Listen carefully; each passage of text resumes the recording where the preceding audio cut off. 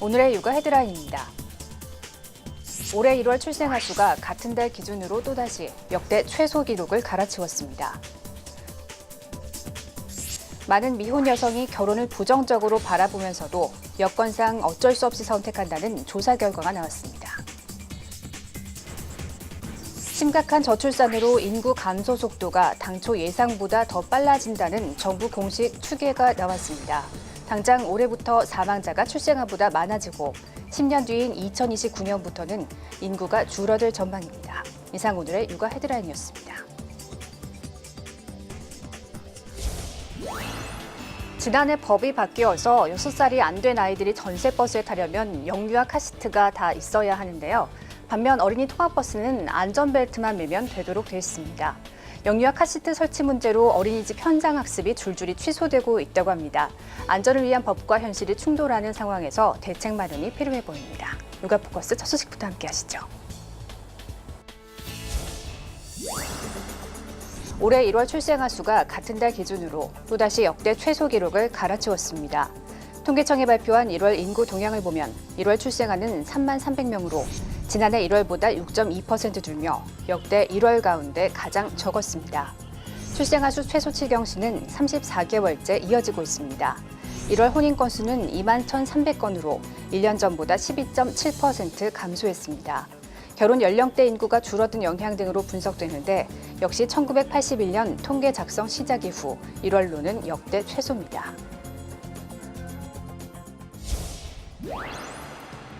많은 미혼 여성이 결혼을 부정적으로 바라보면서도 여건상 어쩔 수 없이 선택한다는 조사 결과가 나왔습니다. 한국보건사회연구원의 조사 결과에 따르면 결혼의 필요성을 느끼는 미혼 여성은 약 28%에 그쳤고 70% 이상이 결혼을 부정적으로 여겼습니다. 하지만 결혼 의향이 있는지 묻는 질문에는 미혼 여성 약 45%가 그렇다고 답해 결혼의 필요성을 느끼는 사람보다 많았습니다. 연구팀은 많은 여성이 결혼에 대해 부정적이지만 현실에서는 부정적 요인을 참아내면서 결혼을 선택하게 된다고 분석했습니다. 심각한 저출산으로 인구 감소 속도가 당초 예상보다 더 빨라진다는 정부 공식 추계가 나왔습니다. 당장 올해부터 사망자가 출생아보다 많아지고 10년 뒤인 2029년부터는 인구가 줄어들 전망인데요. 인구 위기가 이제 목전에 다가왔습니다. 통계청이 예측한 우리나라의 총 인구 감소 시점은 10년 뒤인 오는 2029년. 출산율과 기대 수명 등 변수가 예상 가능 범위의 중간 수준으로 간다면 2028년 정점을 찍고 줄기 시작해 2067년에는 1982년 수준인 4천만 명 아래로 떨어진다는 겁니다. 지난해 합계 출산율이 사상 첫 1명 미만으로 떨어지자 정부가 당초 내후년 나올 장래 인구 추계를 앞당겨 내놓은 건데 결론은 인구 감소가 2016년 예측보다 3년 빨라진다는 겁니다. 가장 나쁜 시나리오로는 올해 정점을 찍고 당장 내년부터 줄 것으로 예측됐습니다. 사망자가 출생아보다 많아지는 인구 자연 감소는 올해 시작됩니다. 3년 전 추정치보다 무려 10년이나 빨라진 겁니다. 급감한 출생률이 사실은 저희가 가장 출생이 비관적이다, 낮다라고 했던 저희보다도 더 낮게 떨어지는 상황이었기 때문에 고령화 속도는 더 빨라집니다. 15세부터 64세 사이의 생산 연령 인구 비중은 2067년 45%까지 떨어지는 반면 65세 이상 고령 인구 비중은 2017년에 3배가 넘는 47%까지 치솟을 전망입니다. 생산 연령 인구 100명당 부양해야 하는 인구수인 총 부양비도 2017년 37명에서 2067년에는 120명으로 증가합니다. 일하는 사람보다 부양받는 사람이 더 많아지는 겁니다. 정부는 인구 감소 문제 대응을 위해 4월 내 범정부 태스크포스를 꾸리고 상반기 내 종합 대책을 발표할 계획입니다.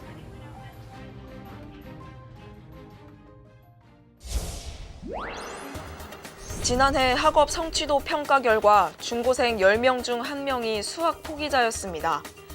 특히 중학생의 기초학력 미달 비율은 국영수 모두 늘었습니다. 국어의 경우 4.4%, 수학은 11.1%, 영어는 5.3%의 학생이 기초학력 미달로 집계됐습니다. 고등학생은 수학이 10.4%였고 국어는 3.4%, 영어 6.2%가 기초학력에 못 미쳤습니다. 교육부는 기초학력 미달 학생이 늘어나는 이유로 토론과 프로젝트 등 수업 방식이 바뀌었지만 평가 방식은 그대로인 점을 꼽았습니다. 또 과거와 달리 미래 역량에 대한 기초학력의 개념이 다양해졌다는 설명입니다. 또 수업의 방식은 여전히 많이 바뀌고 있음에도 불구하고 이런 그 기본적인 기초 역량이 모자라는 아이들에 대한 그 보정이라든지 그런 아이들을 끌어올리는 것은 여전히 중요하고 필요하다. 교육부는 우선 기초학력 보장법을 제정해 초등 1학년부터 고등 1학년까지 전 학생의 기초학력 진단을 의무화합니다. 학교 서열 논란 등을 고려해 진단 방식은 학교 자율에 맡기지만 기초학력 부족 학생을 관리하는 체제를 만들겠다는 계획입니다. 또 기초학력 미달로 한번 떨어지면 복구가 어려운 만큼 초등 저학년에 지원을 집중합니다.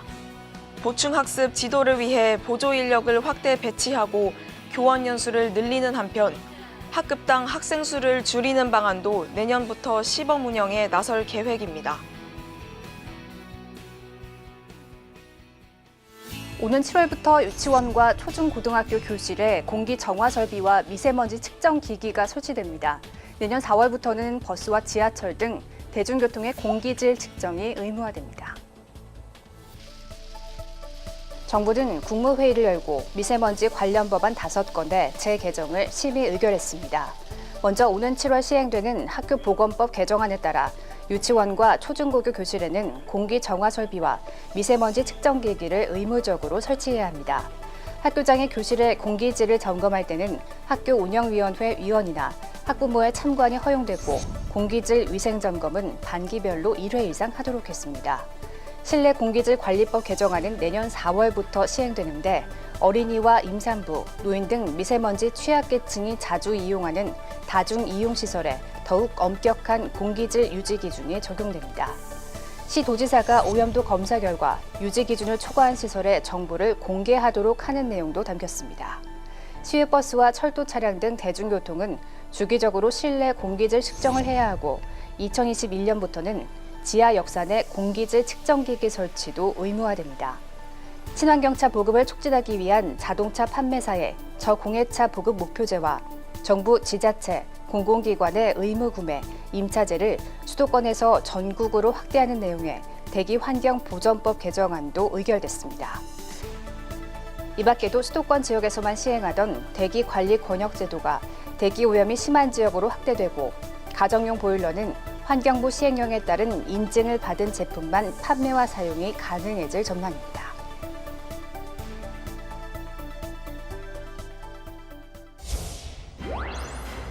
평소 먹는 물과 별 다를 것이 없어 보이는 수소수.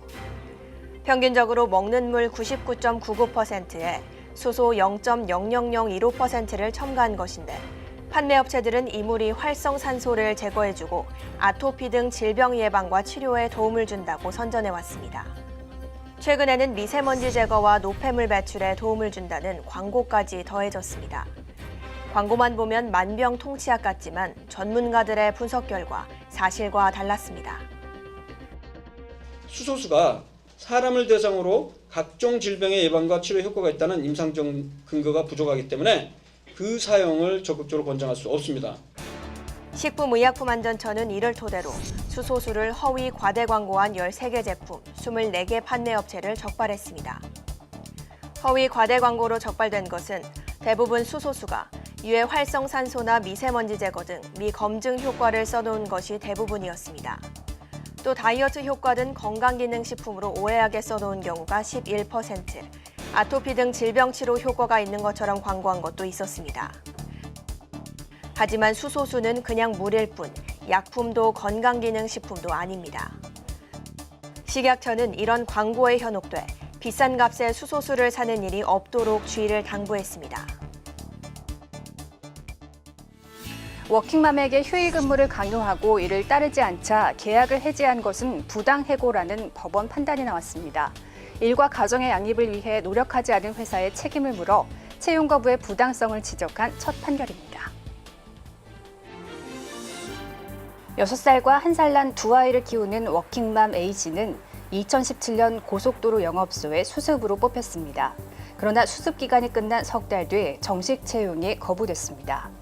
대부분의 평가 항목에서 우수한 점수를 받았지만 근태에서 전체 점수의 절반을 감점당했기 때문입니다.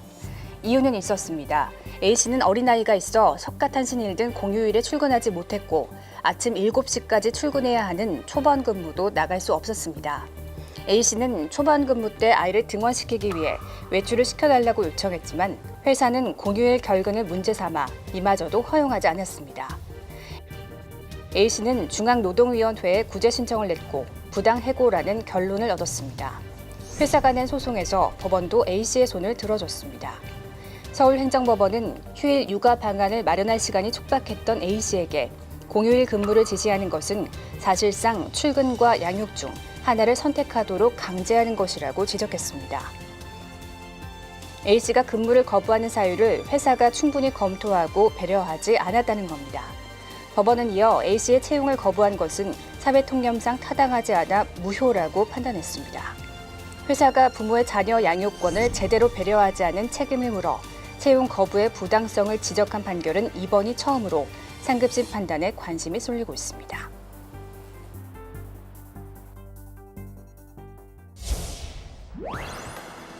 호흡기뿐만 아니라 뇌와 심장 질환의 원인이 되는 미세먼지, 더 나아가 임신부가 미숙아를 낳는데도 연관성이 있다는 연구 결과가 나왔습니다.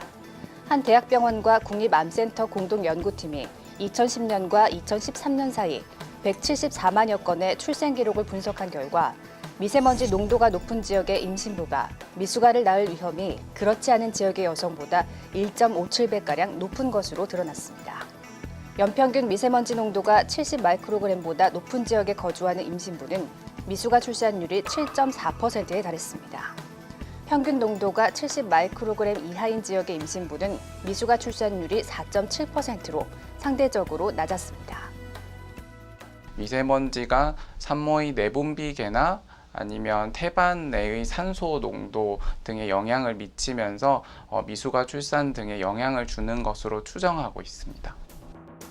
경제협력개발기구 OECD에 따르면 한국은 40년 뒤 대기 오염으로 인한 조기 사망률이 가장 높은 나라로 꼽혔으며 초미세먼지는 OECD 회원국 중 칠레에 이어 두 번째로 심각한 상황. 정부는 미세먼지로 인한 건강 피해 유형과 규모를 종합적으로 파악하기 위해 건강 영향평가를 내년부터 본격 추진합니다. 또 영유아와 노인, 임산부 등 미세먼지 취약계층의 건강을 보호하기 위한 방안도 마련하겠다고 밝혔습니다.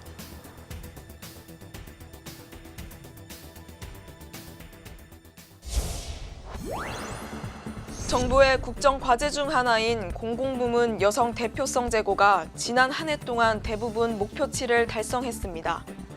공공부문 12개 분야의 지난해 추진 상황 점검 결과 관리자급 여성 비율이 모두 증가했고 11개 분야에서 목표를 달성한 것으로 확인됐습니다. 국가직 고위 공무원단의 경우 목표에 도달하지 못했지만 공공기관 임원의 경우 여성 비율이 11.8%에서 17.9%로 늘어나는 등 목표치를 넘겼습니다.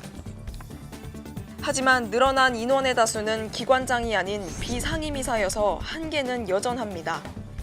정부는 오는 2022년까지 고위공무원을 10%로 늘리고 공공기관 임원을 20%로 늘리는 것을 목표로 하고 있습니다.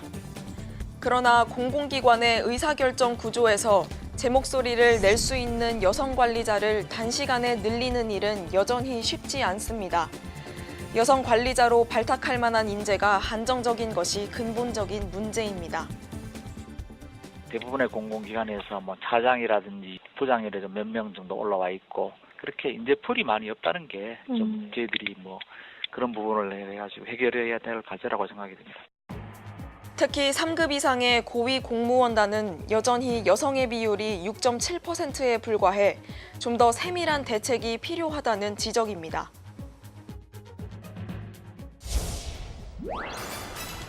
중국과 몽골 내륙에서 발생한 모래먼지가 바람을 타고 우리나라로 날아오는 황사.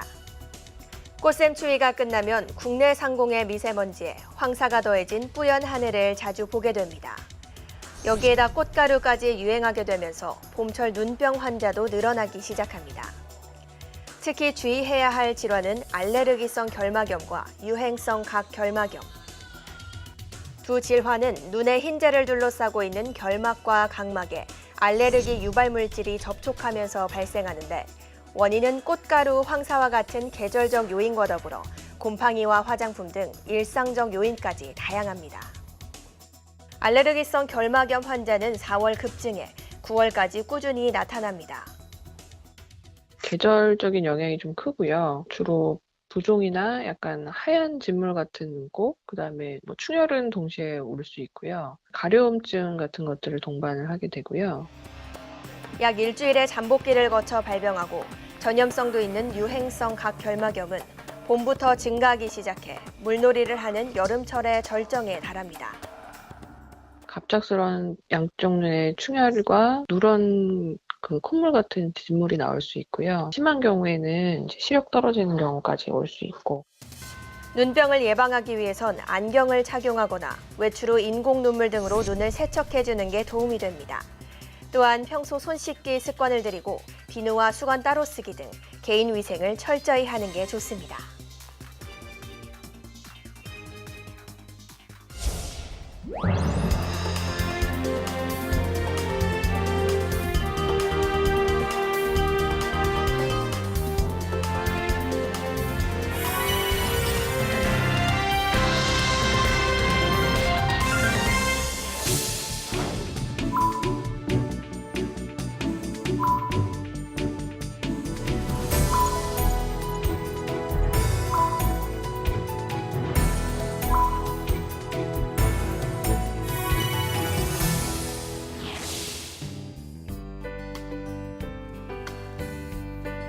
안녕하세요. 육아방송 시청자 여러분. 인구보건복지협회 회장 신원항입니다. 저는 오늘 여러분들과 함께 저출산 문제에 대해 이야기를 나누고자 합니다.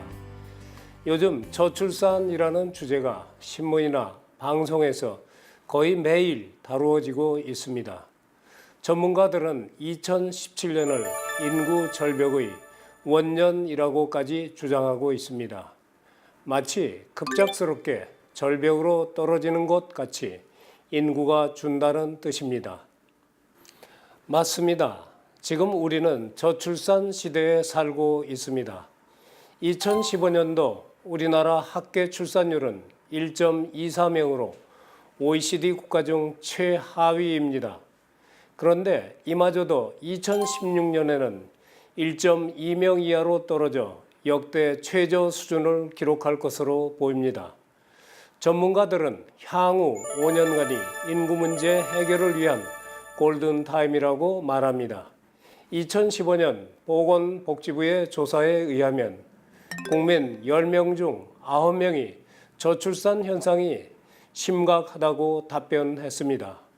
결혼에 대한 젊은이들의 인식도 매우 우려됩니다. 통계청에 의하면 결혼을 해야 한다고 응답한 비율은 겨우 51.9%입니다.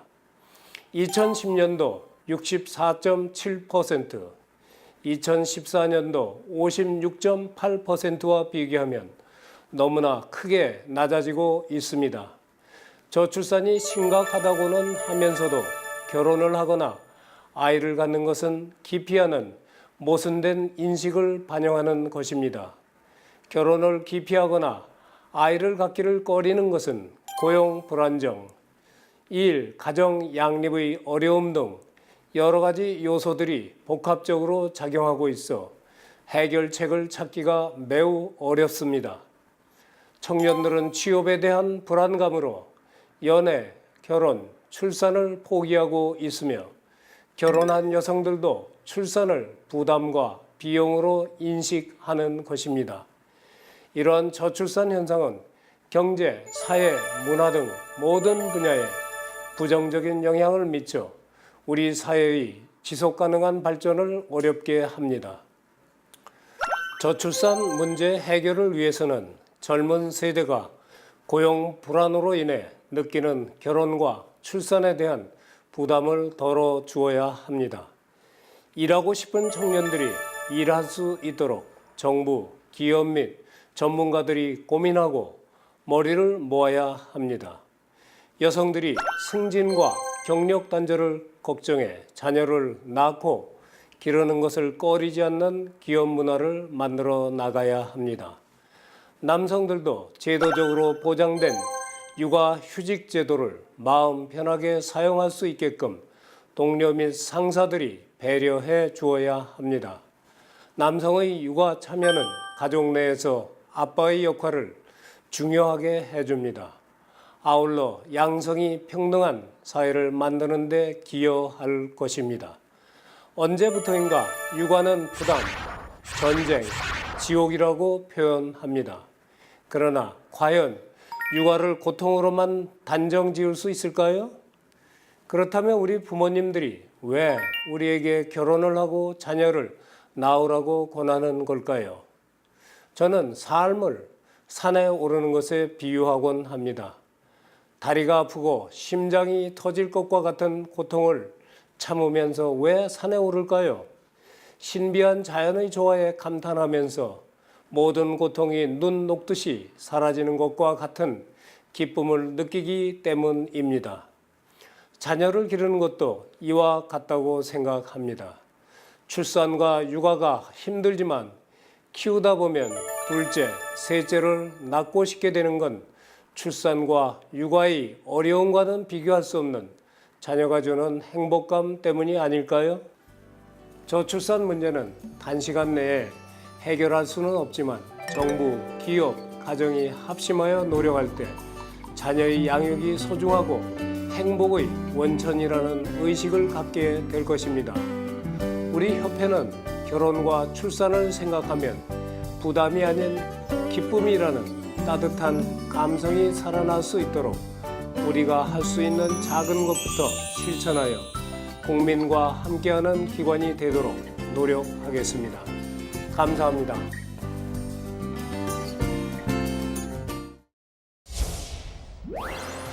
올해부터 만 12세 이하 어린이 초기 충치 치료의 건강보험 보장성이 확대됐는데요.